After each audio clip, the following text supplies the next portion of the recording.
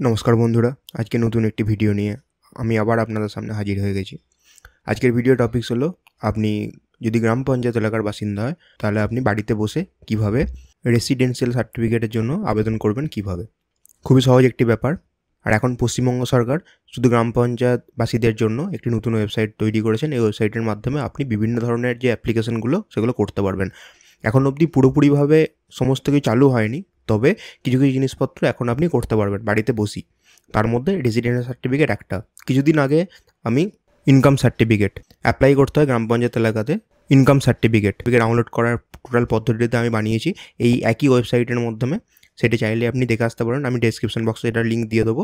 ওই একই পদ্ধতিতে আপনি রেসিডেন্সিয়াল সার্টিফিকেটও বার করতে পারবেন, এবং এমনকি ওর সঙ্গে আরও অনেক ধরনের সার্টিফিকেট আপনি একসাথে চাইলে করতে পারবেন। কিন্তু আমি বলবো একটা একটা করে করাই ভালো, কারণ সমস্ত কিছু একসাথে যারা বের করতে গেছে তাদের অনেক কিছু প্রবলেমে ফেস করতে হয়েছে। বেশিরভাগ ক্ষেত্রে কিন্তু অ্যাপ্লিকেশনটিকে পঞ্চায়েত অফিস থেকে ডিক্লাইন করে দেয়। তো সেই কারণের জন্যই আপনার যে সার্টিফিকেটগুলো লাগবে সেগুলো প্রত্যেকটার জন্য আলাদা আলাদা করে অ্যাপ্লাই করাটাই বেটার। তো সবার আগে যেটা করতে হবে, এই ওয়েবসাইটটিকে আপনাকে ওপেন করতে হবে। আপনার ফোন থেকে হোক, আপনার কম্পিউটার থেকে হোক, আপনাকে এটা ওপেন করতে হবে।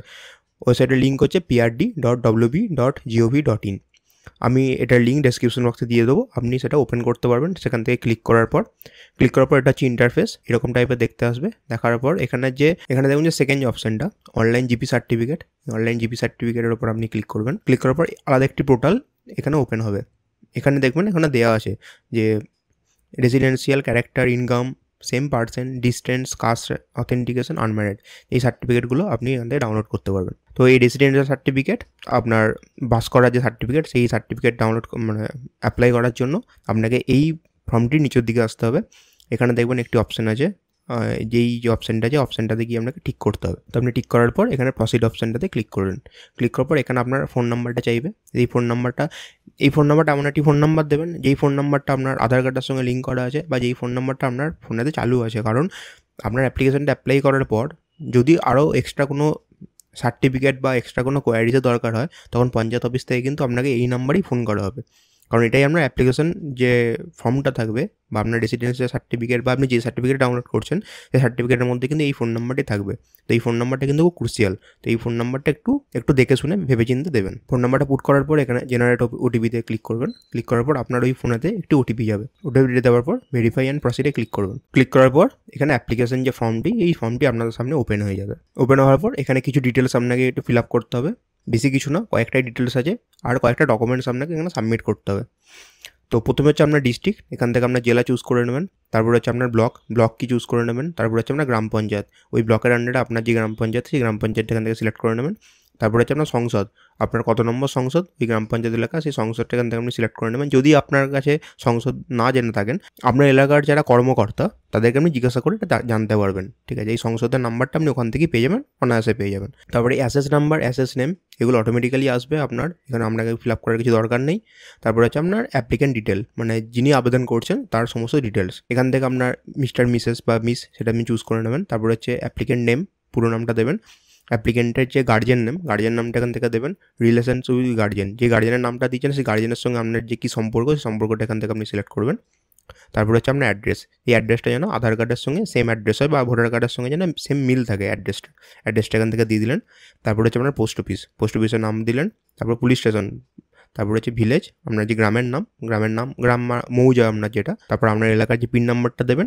তারপর হচ্ছে আপনার ডেট অফ বার্থ, মানে আপনার জন্ম তারিখটা এখান থেকে আপনি সিলেক্ট করে নেবেন। আরেকটা জিনিস এখানে, যদি আপনি টোটাল যে অ্যাপ্লিকেশনটা করছেন, অ্যাপ্লিকেশনটা যদি আপনি বাংলায় করতে চান, সেখানে এখান থেকে যে বাংলায় অপশানটা আছে, বাংলায় করলে এখানে সমস্ত আবেদন যেগুলো আপনি এতক্ষণ ইংলিশে করছিলেন সেগুলো আপনি বাংলাতে এখানে টাইপ করে লিখতে পারেন। তো বাংলায় লিখলে আপনার যে রেসিডেন্সিয়াল সার্টিফিকেটটা যেটা বেরোবে সেটা কিন্তু বাংলাতেই আসবে, আপনার নামগুলো বাংলাতে শো করবে। তো আপনি যদি মনে হয় যে আপনি বাংলাতে চান, তো সেখান থেকে আপনি বাংলা চুজ করতে পারেন। নর্মালি করার দরকার নেই যদি ইংলিশে চান, কারণ ইংলিশের যেটা আসবে সেইটাকে আপনি সমস্ত জায়গাতে অ্যাপ্লাই করতে পারবেন, সমস্ত জায়গায় আপনি দিতে পারবেন। কিন্তু বাংলা অনেক সময় অনেক অফিসে বা অনেক কিছুর মধ্যে, তখন ওটা অ্যাকসেপ্ট করে না বাংলাতে। তো সেটা আপনি দেখে নেবেন, আপনাদের মতো করে আপনি এখান থেকে ফিল আপ করবেন ওটা। আর এই সার্টিফিকেটের ভ্যালিডেশন হচ্ছে 6 মাস। 6 মাসের মধ্যে আপনি এটা যেখানে খুশি ব্যবহার করতে পারবেন, যে কোনো কাজে ব্যবহার করতে পারবেন। 6 মাস পর কিন্তু আপনাকে আবার আবেদন করতে হবে। তো এটা মনে রাখবেন, যে কোনো সার্টিফিকেটই আপনি ডাউনলোড করবেন এখান থেকে, সেটা কিন্তু ভ্যালিডেশন হচ্ছে 6 মাসের জন্য। তারপর হচ্ছে এখানে সার্টিফিকেট টাইপ, আপনি কী ধরনের সার্টিফিকেট নিচ্ছেন। এখানে রেসিডেন্সিয়াল সার্টিফিকেট অটোমেটিক্যালি সিলেক্ট হয়ে আছে। এছাড়াও কিন্তু এখানে character certificate, income certificate, distance certificate, caste certificate, same person certificate, unmarried certificate, এখানে কিন্তু এত রকমের সার্টিফিকেট হয় যেগুলো আপনি আলাদা আলাদা করে ডাউনলোড করতে পারবেন। আপনি একসাথে সিলেক্ট করে এখন আবেদন করতে পারবেন। সেক্ষেত্রে আমি আপনাকে বললাম যে অনেক সময় এটা কিন্তু গ্রাম পঞ্চায়েত অফিস থেকে ডিক্লাইন করে দেয়। তো এই কারণের জন্যই একটা একটা করে আবেদন করাটাই ভালো।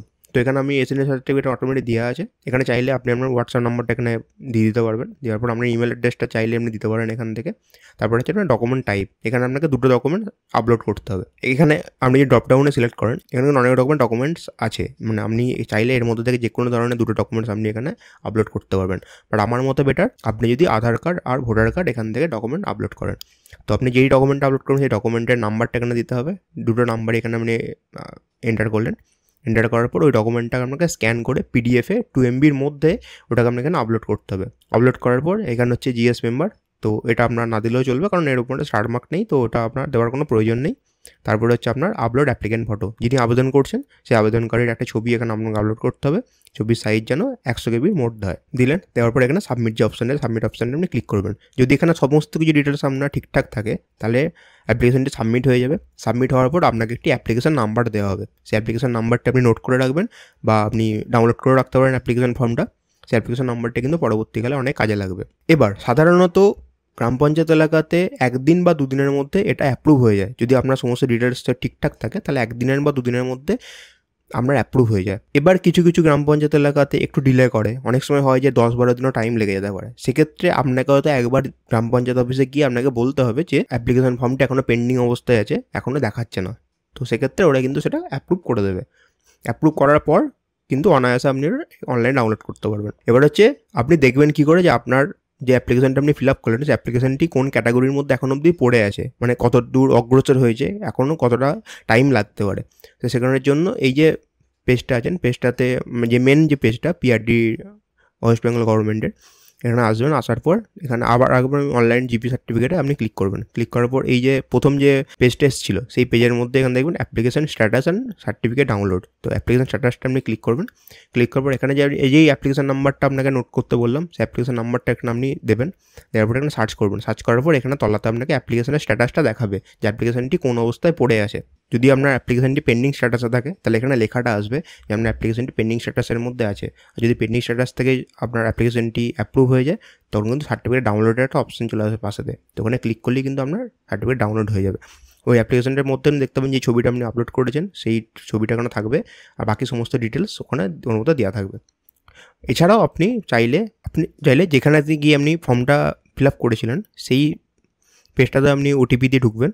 যেভাবে আপনি এই অ্যাপ্লিকেশন ফর্ম অবধি এসেছিলেন, ওটিপি দেওয়ার পর এখানেও কিন্তু আপনার অ্যাপ্লিকেশন স্ট্যাটাস সার্টিফিকেট ডাউনলোডের অপশানটা থাকবে।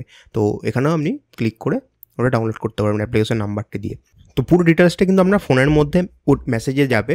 আপনি কখন আপনার অ্যাপ্লিকেশনটি অ্যাপ্রুভ হয়েছে, কখন আপনার অ্যাপ্লিকেশনটি ডাউনলোড করতে পারবেন, বা আপনার অ্যাপ্লিকেশনটি যদি অ্যাপ্রুভ না হয়, সেক্ষেত্রে সমস্ত ডিটেলস কিন্তু আপনার ফোনেতে SMS যাবে। তো একটু ফলো করবেন, তার আপনি জানতে পারবেন যে আপনার অ্যাপ্লিকেশনটি কতদিন টাইম লাগছে, কতদিন পর অ্যাপ্রুভ হবে, বা যদি অ্যাপ্রুভ হয়ে যায়। একবার অ্যাপ্রুভের আপনি SMS পেয়ে গেলেন, তখন আপনি এই পোর্টালেতে এসে আপনি অ্যাপ্লিকেশনটি ডাউনলোড করে নিতে পারবেন। খুব সিম্পলভাবে আপনি বাড়িতে বসে অনায়াসে কোনো টাকা পয়সা ছাড়াই আপনি এটাকে ডাউনলোড করতে পারবেন।